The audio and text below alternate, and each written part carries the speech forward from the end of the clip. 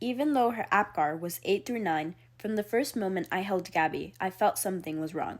My baby was very lethargic and quiet, like a rag doll. She didn't have the energy to eat and would fall asleep without even a minute of breastfeeding. For long months, she missed her developmental milestones. At 5 months, she entered the early childhood intervention system, where she would receive speech, occupational, and physical therapy. Gaby underwent countless studies looking for a reason for her developmental delays, yet all the results were within the normal limits. For years, it was an exhaustive diagnostic search. We took her to any doctor that would listen in town and out of town, from neurologists to orthopedists, and we still had no diagnosis.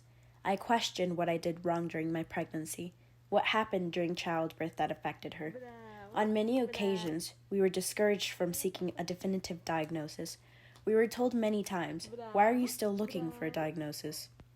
The most difficult thing was the uncertainty of not knowing what to do, where to go for help, and not even knowing what to ask.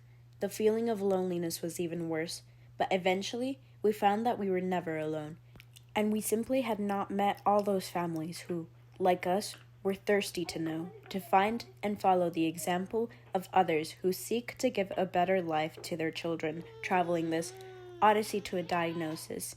It was not about fixing her, but improving her quality of life. Gaby continued with all her many therapies and unending medical tests and unconfirmed diagnoses: cerebral palsy, Angelman syndrome, Williams syndrome, Rett syndrome, Prader-Willi syndrome, Creux-de-Chat syndrome, etc. Subsequently, a medical geneticist diagnosed Gaby with an atypical Cohen syndrome, but left the door open for some other problem. We carried this diagnosis for several years.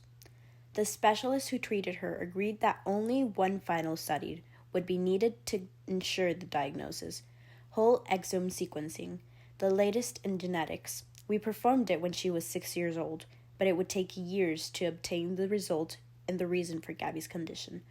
Our daughter has an extremely rare genetic mutation in the HNR NPH2 gene.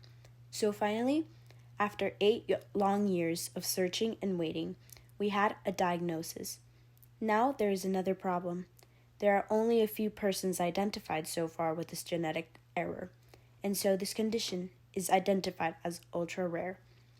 Having identified the condition opened the door to meet what we call our tribe, other families with mostly daughters with this disability, and to meet Gaby's condition sisters.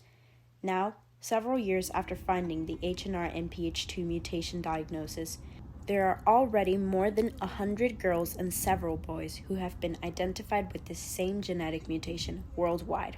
Meeting our tribe gives us the opportunity to share our experiences with other parents with the same challenges, including issues with communication, developmental, feeding, vision, mobility, and orthopedics, among other things.